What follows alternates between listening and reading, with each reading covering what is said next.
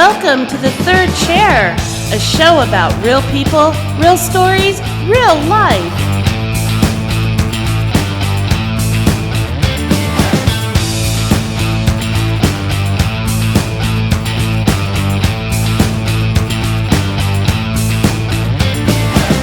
And here are your hosts for the Third Chair, Peter Grigg and Doug Bazeski. Well, we're having back Jay Giordano, underwriter as well as actor, and last week we had the pleasure of seeing some of his film clips. And we're going to see some this week, too. We're going to see some this week, and we're going to continue to question him how he can be so left-brained at one time and right-brained at another without going schizophrenic. So please welcome Jay via Zoom.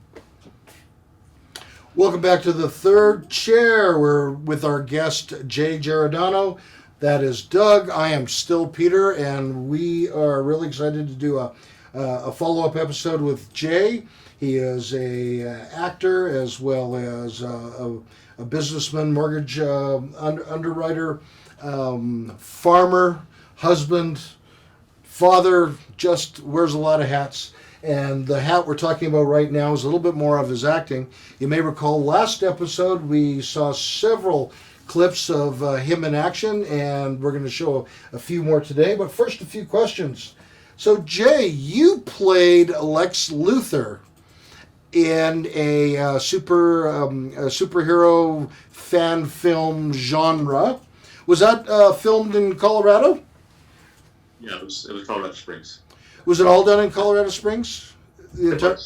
Pretty much. And now, I know you're somewhat bald, but apparently you got feedback from some fans who didn't like the new sporty Lex Luthor look.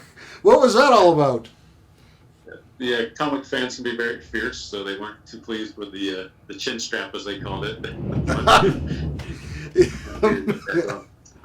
You know, it's just so hard to please a critic sometimes, but that is interesting. Have you ever been approached in public around Colorado Springs or in Colorado of someone who's seen your film and it's like, oh, I know him, or have you ever had that experience in town?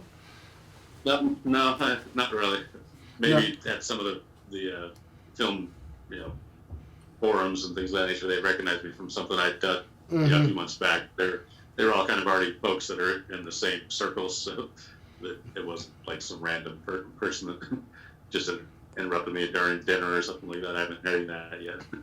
Well, when you've made some of the local films, do you tend to stay with the same producers and actors, or do you try and check out other people as well? I'll definitely audition for things as I see them, and local Facebook posts and other avenues online. But a lot of times I just get approached by folks I've already worked with or folks that are in the forum. Do you find that people approach you with a sort of you as a stereotype that they're trying to film?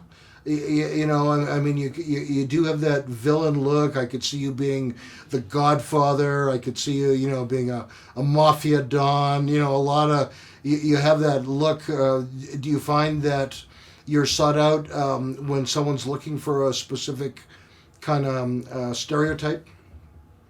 I do get to play a lot of bad guys, and I'm fine with it. Some folks don't want to be stereotyped, but I figure if you find a niche and it works, then stay at it. But other roles, I enjoy as well.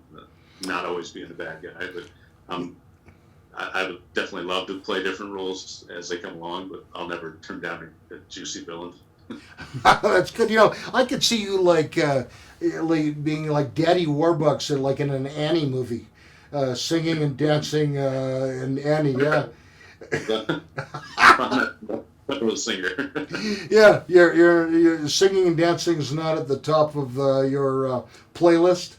That's and then dancing maybe, but not the vocals, unless I have a good vocal coach and put a lot of work into it. We have to see. And then on the break, I was asking you about preparing for parts. I know in one of the clips we're going to show, I think you were an undercover narcotics agent, and in another one you were some sort of gangster. Do you, for the most part, research the roles or watch other actors play similar roles, or how do you approach that when you get a part or auditioning for a part? The best way is just watching other artists, what they've done, and kind of drawing from that in similar roles. I haven't really had enough. I haven't played real people enough to where I had to research specific life events or things of that nature to pursue that. But I'd say for the most part, just watching some of my favorite actors and things they've done that are similar to what I'm working on. You were in the movie Only Devils Die on Wednesday, which I find a fascinating title. Was there anything particularly special or memorable about that short film? I really liked the way Rob wrote that one. Rob Bowen was the one that wrote and produced that one as well, and it's just very well written, and it was a nice throwback to the noir, old school detective films of the 30s, 40s, and 50s. So it was fun to step into that type of character. You know, I don't think I've seen that. Were you in an overcoat and a top hat as well, kind of like Dick Tracy? I think of Warren Beatty and Dick Tracy were only in black and white. Yeah, it's shot in black and white, and I did wear a sport coat and a fedora. Nice, a fedora. Sweet, sweet. And then I know Rob Bowen talks a lot about Akla as a movie. What did you do in that? I think that movie's available on YouTube. What was your role in that movie? That one was just kind of a smaller part. I played the father of the main character. I think, if I remember right, that was kind of Rob Bowen's homage to David Lynch. That's similar stuff. I recall what he was going for there. Yeah, when we on our next segment, we're going to show some more clips of you acting. But in the meantime, we're going to ask you some other questions about some of your artistic endeavors over the year.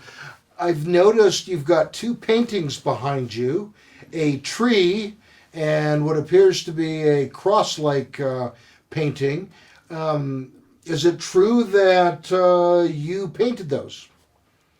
I did, yeah. They're oil on canvas. And the tree is just kind of representative of growth and development, and just everything has branches and repercussions of what we do in life. I've noticed too that the roots appear, at least from what I'm seeing here, it looks like there's some evidence of the roots in the painting being very prominent. Was that intentional as well, about putting down the right kind of roots in life and that sort of thing? Yeah, exactly. Just the base, your core is so important, where you come from to determine where you're going.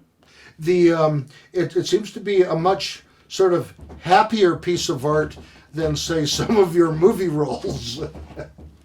Right. And then what about the one to your I don't know if it's your right or left, I don't know if we're reversed, but the cross, it looks like there's some interesting shadowing on that from where I am. Tell us about that painting.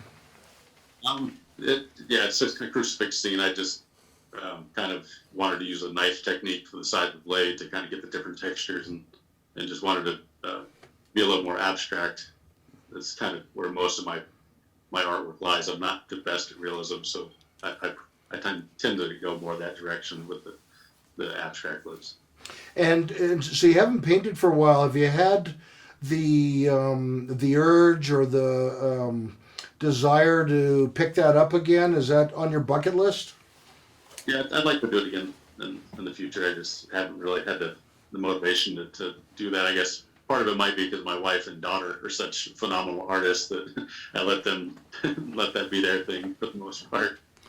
Because I can't, whatever.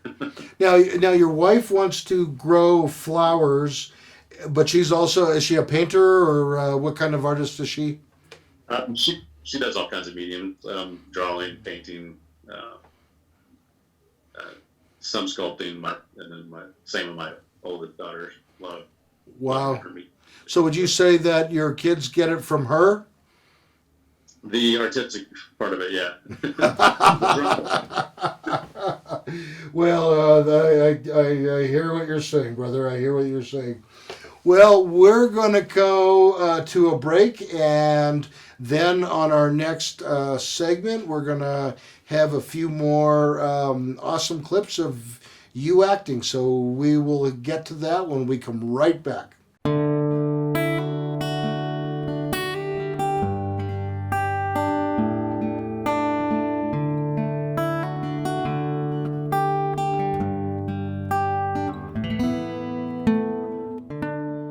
Hi, I'm Dr. Peter Grigg, a life and recovery coach with Pikes Peak Recovery Coaching. I've had the pleasure and privilege of helping people for over 25 years. I want to hear your story, support and encourage you while we partner together to help you reach your goals. I can help you. I am certain I can help you. I can be your guide, role model, resource person, and help you get results. What's my coaching frameworks? I'm an eclectic coach drawing from a variety of disciplines and frameworks with evidence-based proven methods.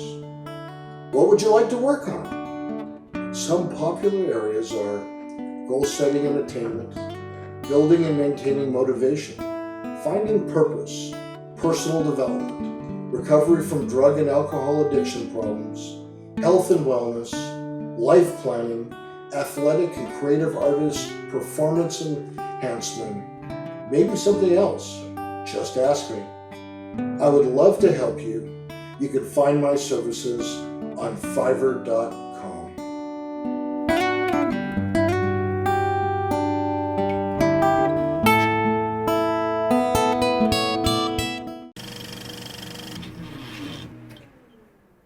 And you believe that changes the end result?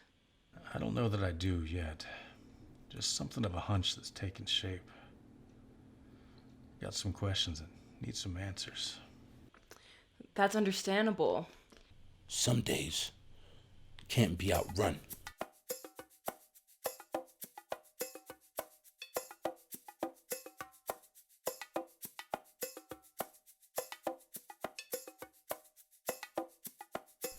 Sundays are the worst.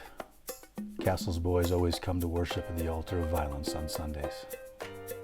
That's when they come for the coffers that have dried, those debts that demand the Broderick, payment and plasma. But I've no one to blame but myself. I placed those bets knowing the only line of credit I got in this town that's still good is drawn from the bank of blood.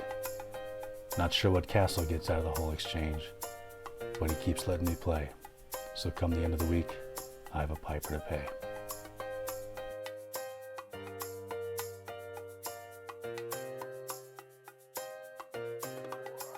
They say that devils don't recognize themselves as such until they meet an angel. But from the moment that they do, the stain of seeing themselves stays on their eyes forever. Never something they can shake.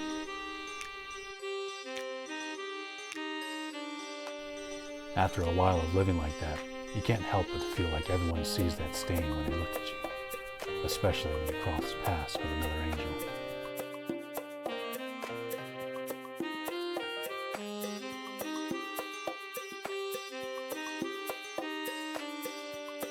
Opening that envelope likely opens the door to a chapter I closed the book on long ago. Made what peace I could with that past and I moved on from it. Do I dare let it back in? Do I even have a choice at this point?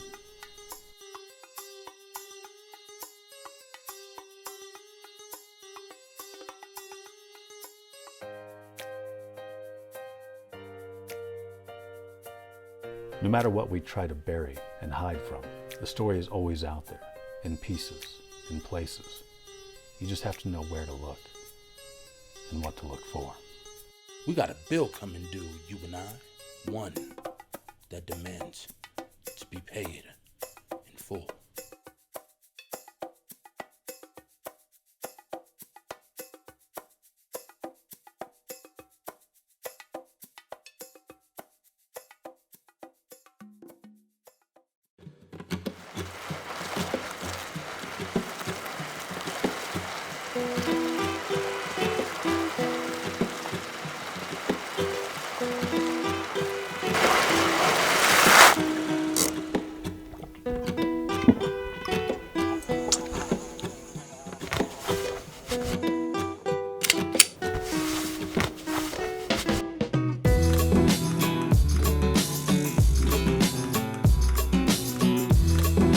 Have you ever had a job that just got weird? I'm not talking good weird neither. I'm talking bad weird. Anyway, I'm out in the middle of nowhere doing this job that Joey set me up with. Who you talking about? Puerto Rican Joey?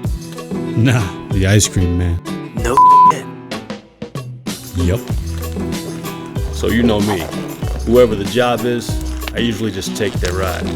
This time, it's a 1958 MGDT. I gotta say, the trunk space in this ride is at a premium.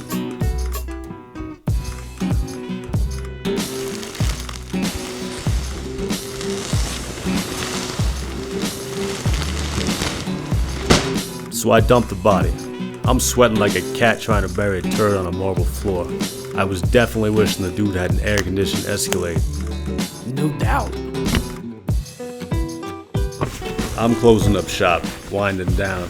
Think I'm done, get ready to head out. But when I go to start the car, nothing. Battery? I don't know. All I can think about is getting the hell out of BFE. I got a stiff in the ditch, no cell service, car full of evidence, stuck in the middle of nowhere.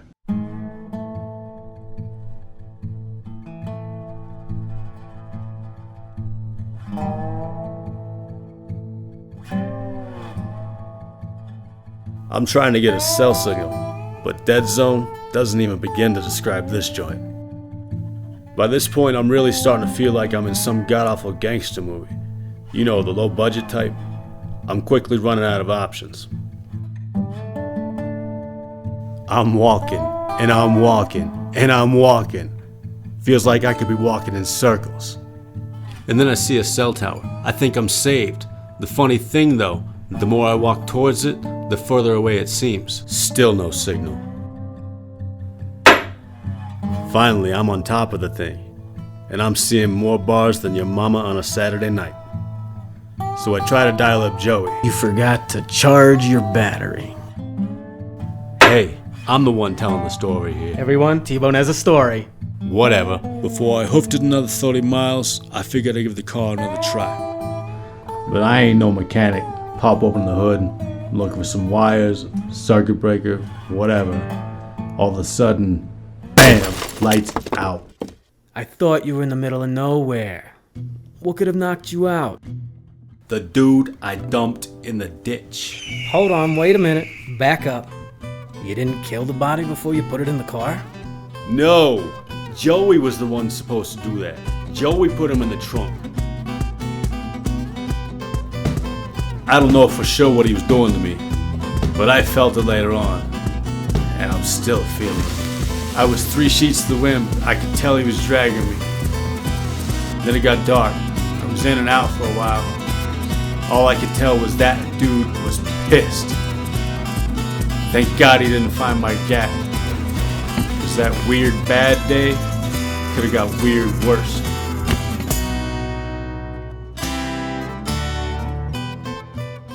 Finally come to. Sounds like he's having the same problem with the car as I did.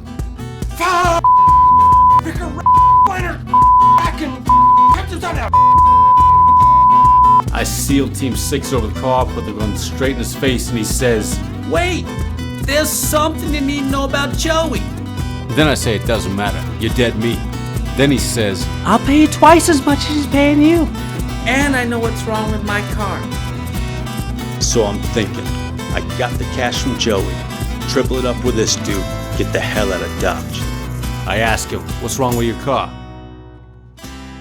It's in drive. Drive? Yeah, I was in a hurry getting out of the car, forgot to put in park. Guess it won't start and drive, apparently. That's the craziest, that's the stupidest thing I've ever heard.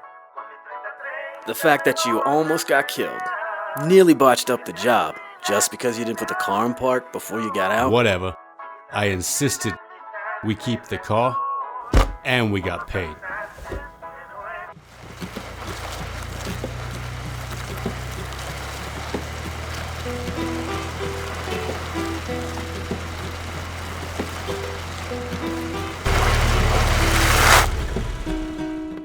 This is all so ironic. What? Ironic. The fact that the guy that gave you the job is now the job. Wasn't there a song about that? Oh yeah, Alanis Morissette. Ah yes, Alanis Morissette. That sweet little basket of imported peaches. Yeah. Don't you mean coincidence? I mean ironic. You were expected to kill the guy that Joey wanted you to kill, but now you killed Joey. Hey, he's dead, yo! Are you positive? This is the notorious ice cream man, huh? I wonder what the deal is with all his victims and the luchador mask.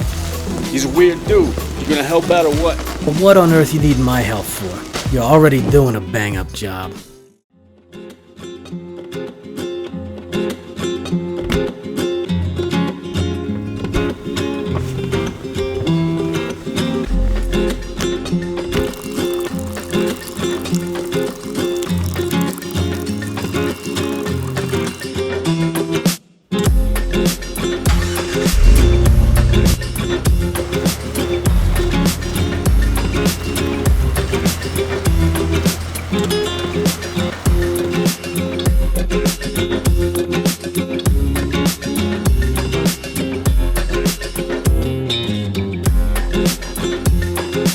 What could have knocked you out? What could have knocked you out? The dude I dumped in the ditch.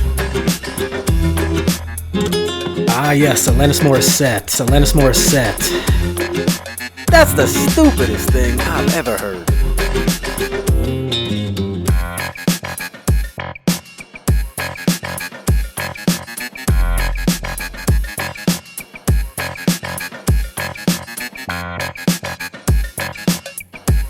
You know, the low budget type. Hey, I'm the one telling the story here.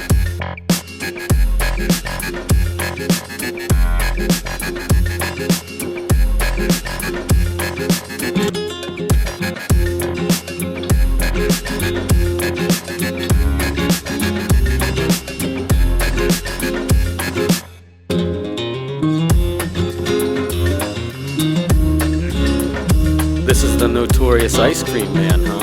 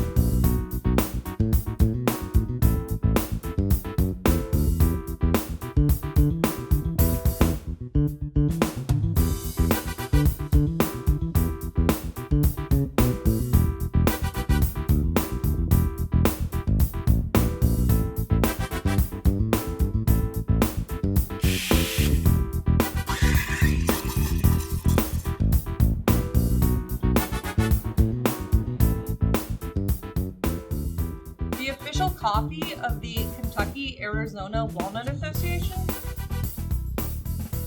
It's kava.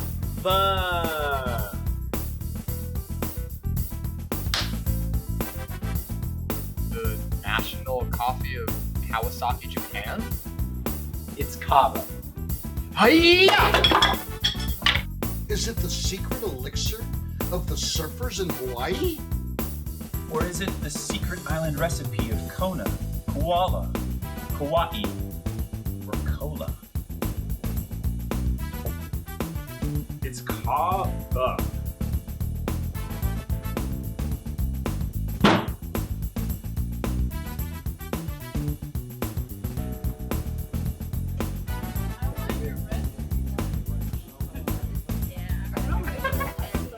Kava is Polish for coffee.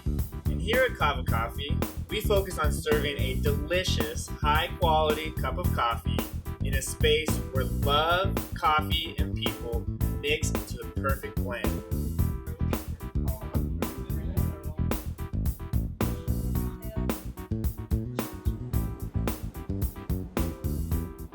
We value our relationships with our customers and our roasters. Buy locally whenever possible and truly have the homemade touch.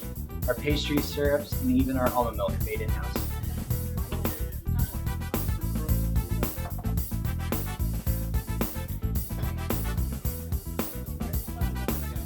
So come on in, relax, get some work done. Enjoy the Kava community. Some encouraging words from the Kava Coffee Gang.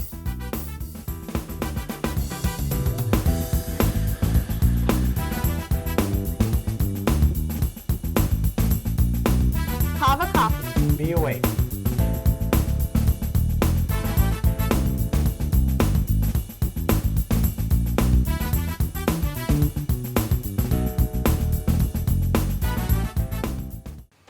Welcome back to the Third Chair. We're here with Jay, and there's Peter, my partner. Yo! You gonna do your pirate bits again? Arr!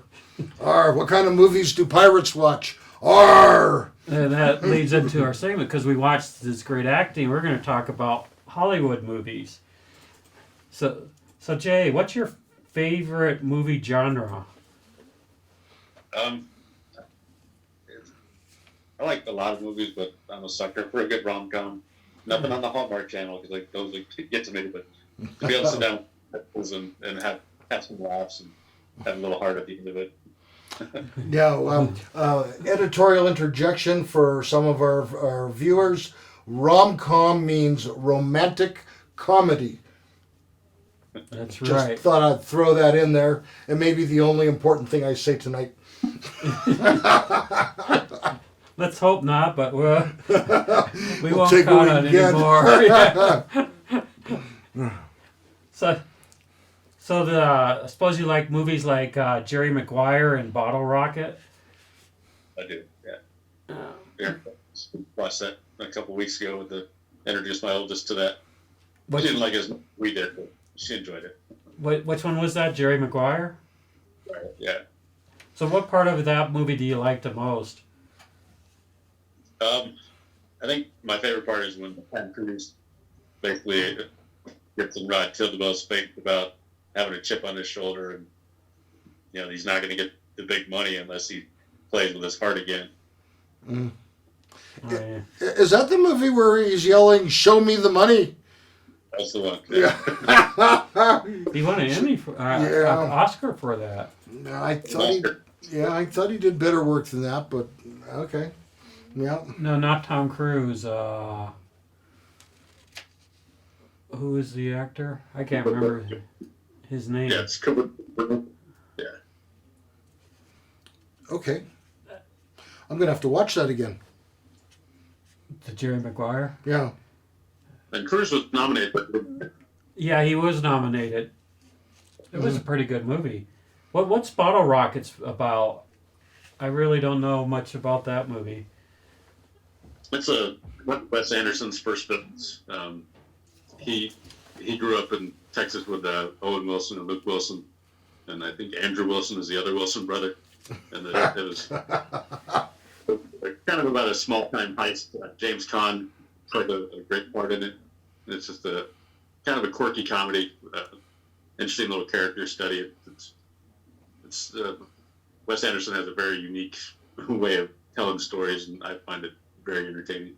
I just got into him the last couple of months, so I haven't seen Bottle Rocket, but I've seen a few of his movies, and I really like him because the thing I like most is he has a unique way of telling his stories, and they are interesting. I mean, because they kind of have like a whole thing. It's kind of a weird twist on life. Right, he's got a pretty cool color palette and just the different styles of sometimes he sets in the 80s or just time periods where you wouldn't really expect, but just to make it different, I guess he goes that route. The Royal Tenenbaums is one of my favorite of his. Oh yeah, I just saw that, and that is a great movie. It's very, and it has a lot of famous actors. Yeah. And then I was looking at the writing credits at the end, and I was like, oh, a couple of times with Owen Wilson, and now you explained that to me because I didn't know he grew up with him. Yeah, I don't know if it was high school or just shortly after, but I know they were in the same area. Oh, okay. Because I say, wow, the Owen Wilson brothers are writing this stuff with him. And I'm like, oh, that's pretty impressive. Okay, and then I'm going to name some actors, and you tell me what you think about their abilities and some of their projects. Bill Murray. Always got great comedic timing. He can also go deep and get serious if he needs to, depending on the role. And what movie do you like him best in? No, it'd have to be Groundhog Day. It's the timeless classic. Yeah, that was a great movie with a great script. And he's great in it. I mean, because he... Well, my favorite Bill Murray movie was Stripes. I know straight up silly, but just priceless. Especially when they're guarding that urban assault vehicle, and Bill Murray keeps saying that we ought to take it to pick up the women, and the other guy, Harold Ramis, is saying no, we can't, and they're going back and forth, and finally he says, I'll drive, and he says okay, and then he goes, classic acting. John Candy was great in that too. Yeah, Harold Ramis really did a fantastic job as well. Oh, yeah, he was a great actor, and I loved John Candy, and both of them died young. It's kind of sad. Yeah. Because they both were great. And then, another thing about Bill Murray, he's in a lot of Wes Anderson, and he also has to play, like, kind of quirky characters, but different quirky, and so it's serious sometimes with their quirkiness. Kind of over the edge on some of the characters.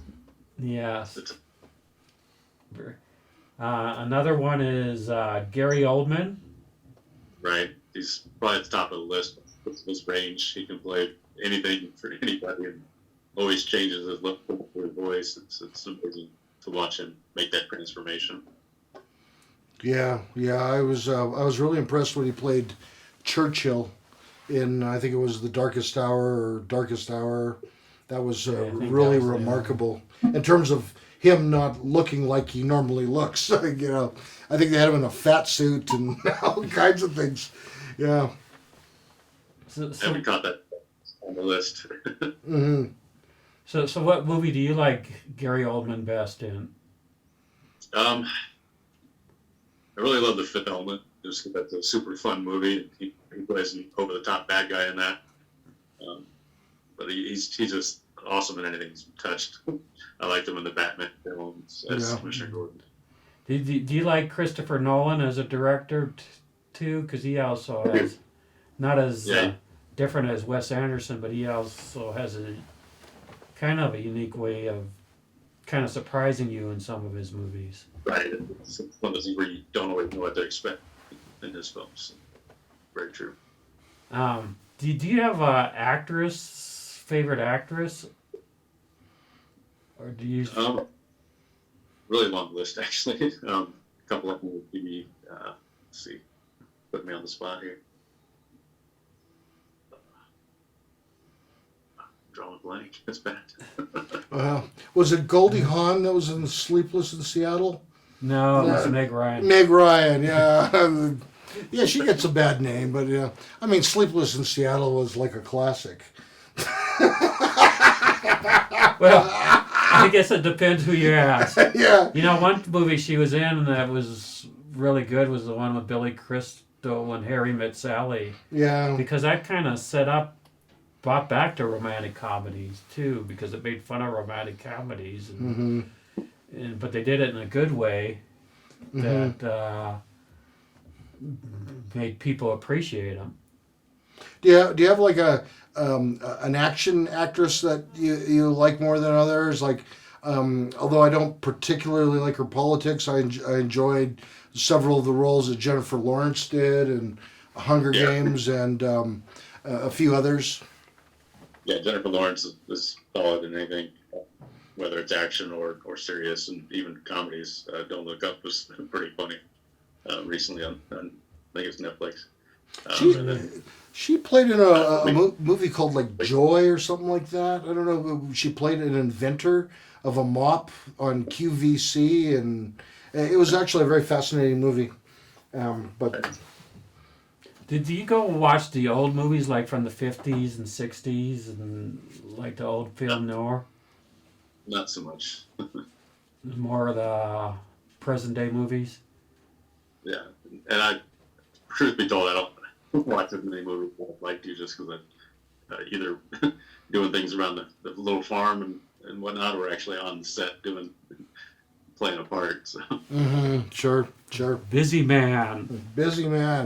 And we will hear more from the busy man when we come back from this break. Really is. Yeah. Hi, it's Peter from the set of The Third Chair. I just want to put in a good word for my good friend and owner of 9 Round Kickboxing in Colorado Springs, Melissa Lance. Her studios provide a phenomenal workout in 30 minutes. I know I've benefited from it over the last 2 years. I've lost over 30 pounds and really appreciate the encouragement, the excitement, the expertise of the trainers. It's a great workout. I encourage you to check it out. That's 9 Round Kickboxing in Colorado Springs.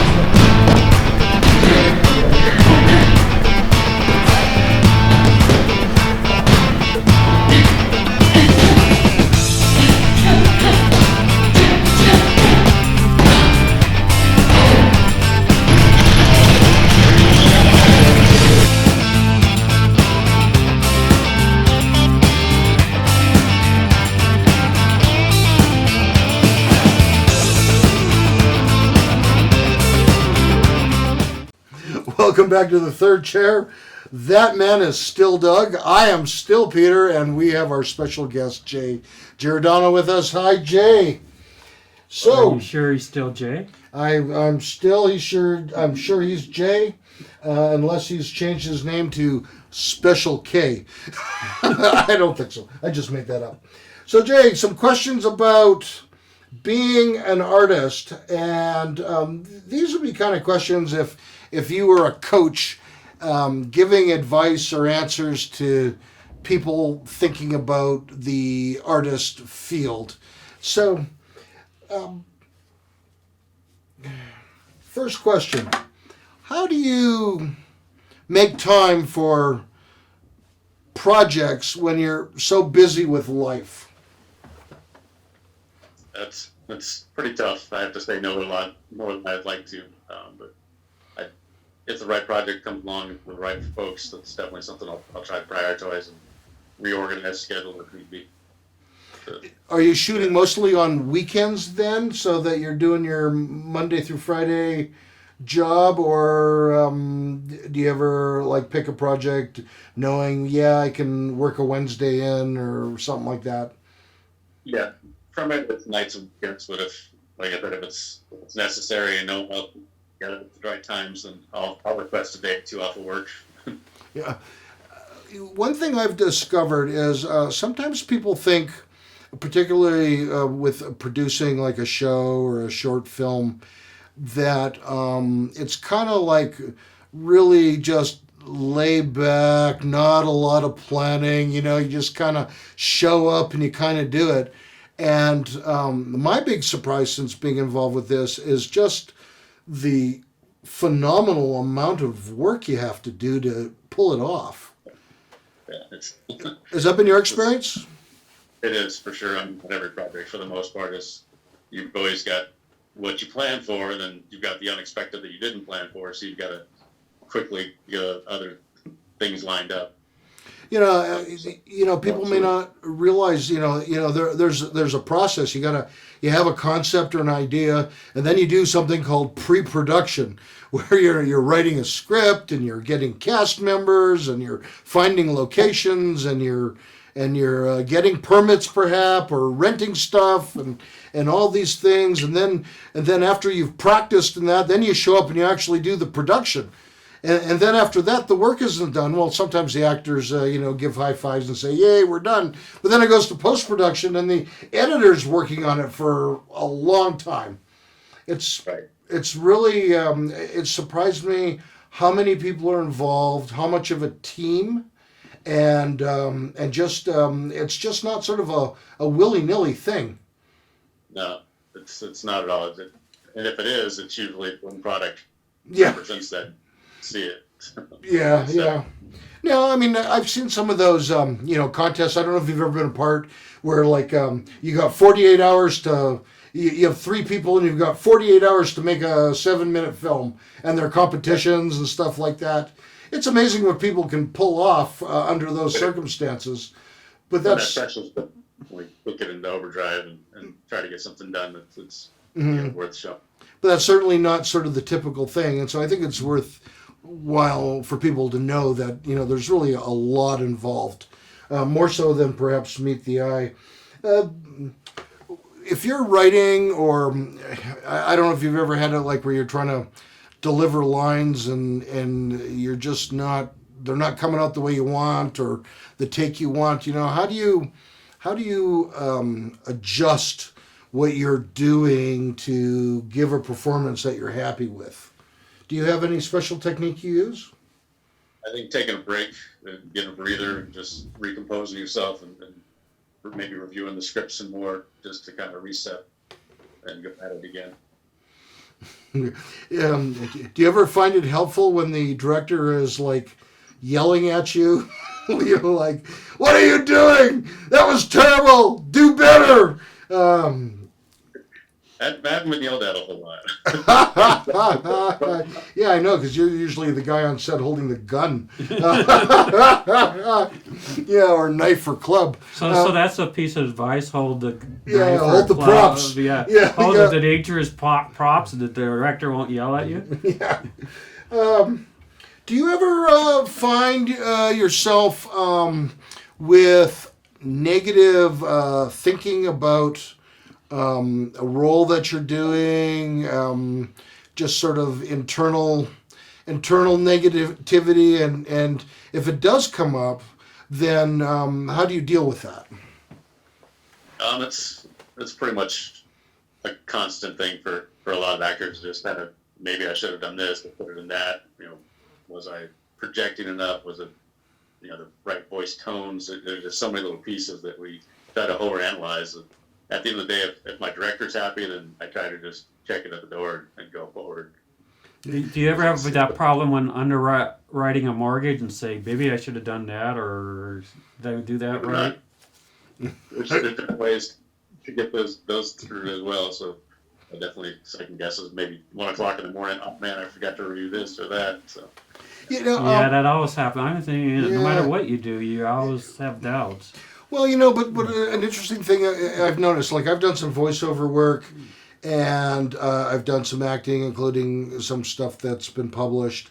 And I don't like watching myself act. Even if other people have said, you did a really good job, I don't feel comfortable with it. Maybe I'm too critical, or think, oh man, I could have done that better. Do you ever watch yourself in the final product and are thinking, oh, I could have done better? Is that ever something goes through your head, or am I the only one blessed with that curse? Pretty common. I do like watching my own things so I can see exactly where I could have done something different. That way it's in the wheelhouse for later on. That's a good point. I don't know if you've ever noticed, I've done some voiceover work, particularly for the medical and science field, because I have a strong background.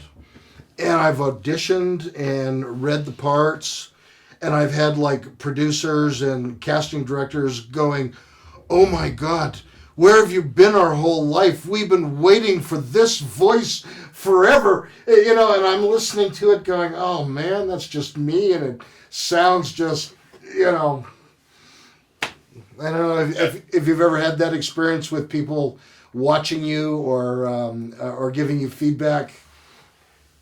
Yeah, I've often gotten some accolades for things, and I'm like, if you say so, but I think I was kind of weak in that spot, or I think one of the things, and the reason I bring it up, because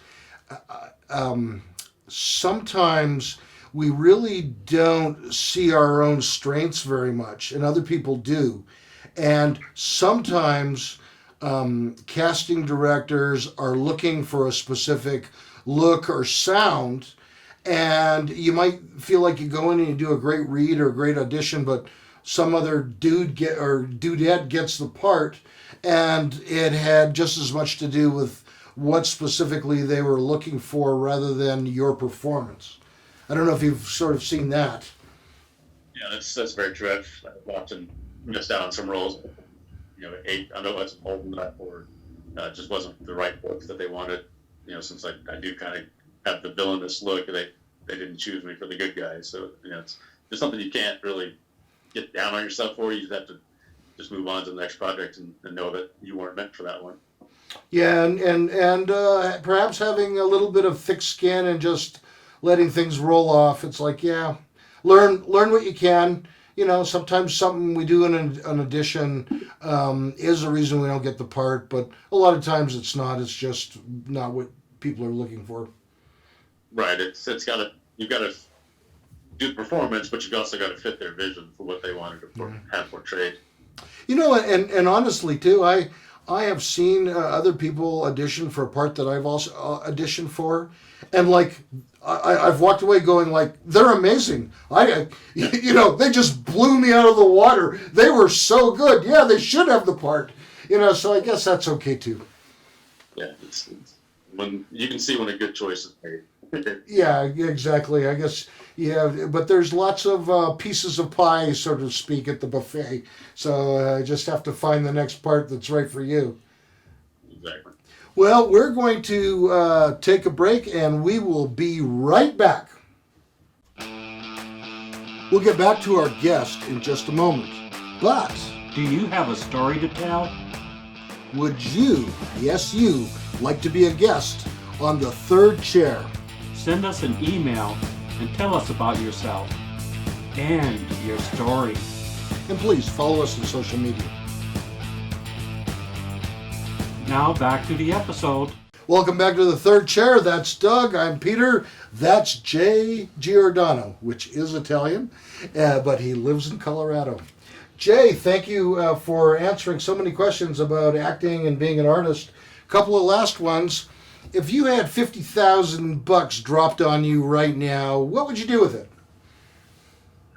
Not a huge spender, so I'd probably save a big chunk of it, but I'd also go out and get some nice camera gear, audio gear, some light setups, just so I could start shooting things on my own.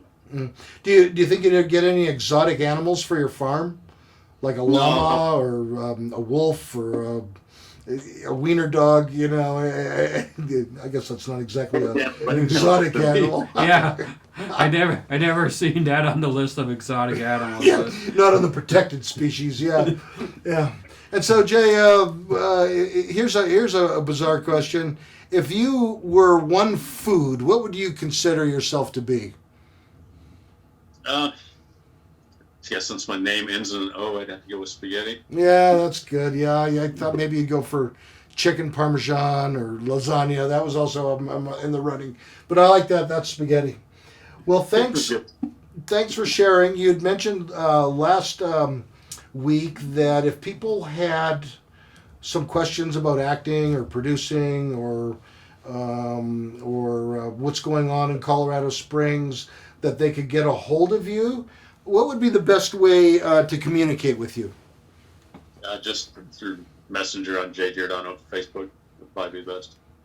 Okay. I am, but I don't recall what my handle is, so you'll have to hit me up for that. Yeah. And so they just send you a direct message, or do they have to post, or what? I don't know. I don't have Facebook on a regular basis, so I don't. You're not on Facebook, are you? Well, I for this weight loss challenge with kickboxing, I had to open a Facebook account, but it's a temporary thing. It'll be closed in like 2 weeks. And then you're going to McDonald's. Yeah, and then I'm going to McDonald's. Yes, for sure. Well, that's fantastic. And before we wrap up, is there anything else on your mind, burning, that you want to share? Not a whole lot. My wife has her own YouTube channel where she's kind of just chronicling our homestead life. It's the Geocache family. Maybe you guys can put a link in the description because I don't know exactly. Geocache family. Yeah, we'll put a link down here. Yeah, we'll put a link.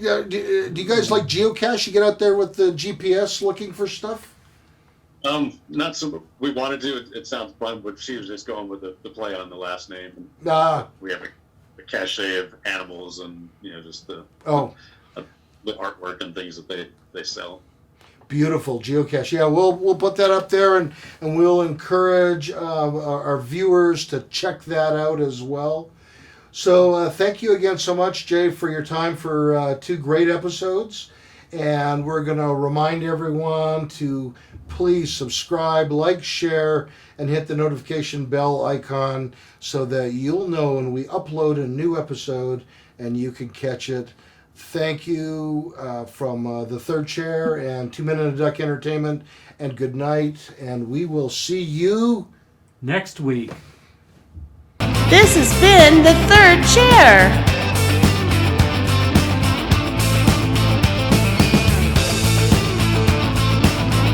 Want to be a guest?